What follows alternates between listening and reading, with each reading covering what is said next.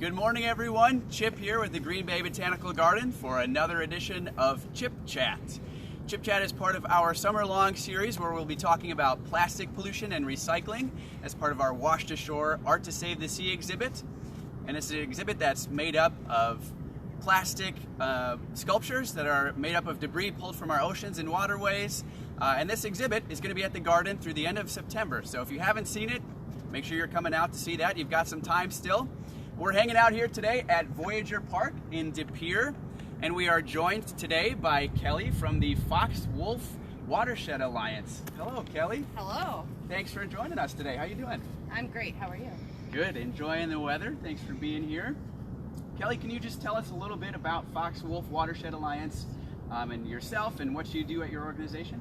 Sure. So the Fox Wolf Watershed Alliance works to protect, sustain, and restore the water resources of Wisconsin's Fox Wolf River Basin. I wish I had a map to show you, but I don't. Sorry about that. We are in our basin right here. We're in the lower Fox River part of our basin. But what our organization does is a lot of things. So we work with farmers to install conservation agricultural practices like buffer strips, cover crops, interseeding, no-till, that sort of thing. We do habitat restoration. We have a volunteer water quality monitoring program, and we do a lot of aquatic invasive species outreach, education, volunteer events. And we have several programs. We have NUSC, the Winnebago Waterways program, and several volunteer opportunities throughout the year. Our largest volunteer opportunity is the annual Fox Wolf Watershed Cleanup event. Okay. This year that took place on May 1st, and we were so excited to have over 1,500 volunteers help out that day, and they cleaned up 7,234 pounds of trash from our waterways. Nice, that's amazing. How many volunteers again? Well, specifically it was 1,577. Wow, that's amazing. Talk about a community effort, huh? That's great. Definitely. And they were at sites throughout our basin, kind of from Fond du Lac all the way up to Green Bay, along our waterways. Awesome. And what's your role with the Alliance? Well, I'm sort of changing roles. I was outreach coordinator, but I still do a lot of outreach because I enjoy it. I will be transitioning into volunteer and member coordinator. Okay, awesome. Thank you. Okay, so let's talk a little bit about this cleanup opportunity that you just had in May. Can you talk a little bit more about that and how you promoted that and why you promoted that event and I guess what the benefits were in your community after that event and the feedback that you got from that event, or whatever you want to talk about with that. So I think that relates pretty well to what we're doing at the garden. Definitely. Like I said, it's our largest volunteer event. We generally host it every year around Earth Day because of weather issues and global pandemics. Some of the dates have changed in the past, but this year was back to May 1st, and that's exciting. One of the reasons we do it in the spring is because that's when a lot of trash washes throughout our watershed after the snow melt. And there's also not as many plants growing, so you can see it and pull it out of there. But it has lots of benefits. It supports our mission, and it also helps us engage with the community. Like, here's a problem, and here's something you can do about it. So that's been working with us, and our basin's huge, but we have now built partnerships throughout our whole basin through this one event alone. Okay, awesome. So if you were pulling up that much waste, that much poundage of waste, you had to have found some pretty interesting stuff, right?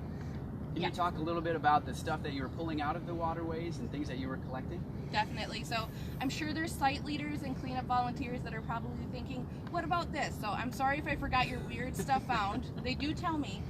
But some things that I can think of is we find underwear every single year. Okay. That's a yearly. But some of the things I can think of this year and last year, volunteers found a mattress in our waterways. Okay. There was a site in Oshkosh that had 4 TVs. Wow. That I was really excited. They're no longer in that channel. Right. Yeah. What do we think? Fake money. We found that several years. One volunteer was so excited to have found a $100 bill, but it was not real. Oh, shoot. And also a couple other things is volunteers found a washing machine, and they also found a vacuum. So Wow. not how you clean up the environment. No, definitely not. Sounds like somebody was trying to live in the water there. Yeah. What about plastics? Were you finding a lot of, plastic debris like we're using in our sculptures at the garden, or are you seeing a lot of big stuff too?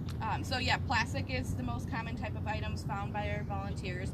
The number one type of plastic garbage, or just garbage in general, is cigarette butts. Okay. A lot of people don't realize that the butt end of a cigarette is made up of a type of plastic called cellulose acetate, and can take about up to like 10 years to actually break down. Wow. In our environment. So yeah, we see those everywhere, and you probably have seen Oh yeah. people tossing those like they're not garbage. And I think part of that problem is a lot of people don't realize that it is a type of plastic pollution. But other types of plastic, we find just shredded pieces of plastic, of course, straws, plastic bags, beverage containers, and shotgun shell wads are some of the most common types of plastic. Yeah, so plastic is still definitely an issue. It sounds like you're finding a lot of weird big stuff too, but a lot of plastics as well, is that correct? For sure, it's the most commonly found litter. Yeah, not good, not good. But, well, thank you to you and all of your volunteers for that effort. That's amazing. Can you just touch a little bit on how, in your experience and in the Alliance's experience, you've seen that pollution affect wildlife and the environment that it's polluting? Yeah, definitely. So, one of the things is that garbage and debris in our waterways can actually leach chemicals and pollutants into the water just on their own. But one of the biggest things that I hear from our volunteers is their impact on wildlife. So, mainly plastic pollution can be mistaken as a food source for our wildlife. And so eating that can definitely and has killed wildlife. We had one volunteer find crayfish that was wrapped in fishing line or monofilament. Yeah. So that's another big problem. So if some people, their line gets caught and it rips or something and they throw it in the water, that can easily cause wildlife to tangle in there. And balloons are another big problem. So we didn't keep track of balloons this year with our cleanup, but we did last year, and we found, I think, close to 200 throughout the basin. So yeah, another type of plastic pollution. Sure. Yeah, not great. So what's one thing that, if you could tell all the folks who are going to be watching this, if you could tell them, one main message or takeaway about, what you've been doing at the Alliance and the effects of plastic pollution, what's one main message that you'd want to get across? That's hard because I have several. Oh, you can say several too. That's fine. That's totally I can think of a few things. So, number one, not all of our garbage that's in our waterways was just thrown directly into our waterways. So our storm drains in our cities are connected to our lakes and our rivers. So even a couple of miles from the Fox River today, a plastic bottle could be going into a storm drain and it will end up in our waterways. So that's one thing. Another thing is that there's no one organization or person or group that is going to just fix this problem. It requires all of us. So it's like an all hands on deck issue. And it can also be fun. So we would definitely encourage people in the area to volunteer with Fox Wolf, partake in our annual Fox Wolf Watershed cleanup, and we have other opportunities as well. You could start your own cleanup. You can adopt a storm drain in your area. See, I told you it wasn't just one.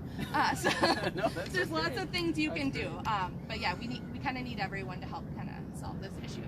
Yeah, definitely. So if folks are living in Green Bay or Appleton or Oshkosh, can you just talk a little bit about how they can find where that volunteer opportunity is going to take place, or how they can sign up, things like that? Yeah, the best two ways to stay on top of what Fox Wolf is doing is to check out our website, fwwa.org. We have a volunteer page that talks about our different opportunities and our upcoming events. We are actually working with Habitat for Humanity in September for their Rock the Block event in New London, and we will be having a couple of cleanup sites there. So that will be September 18th, and that's something that anyone from any area can participate in. But then also follow us on social media.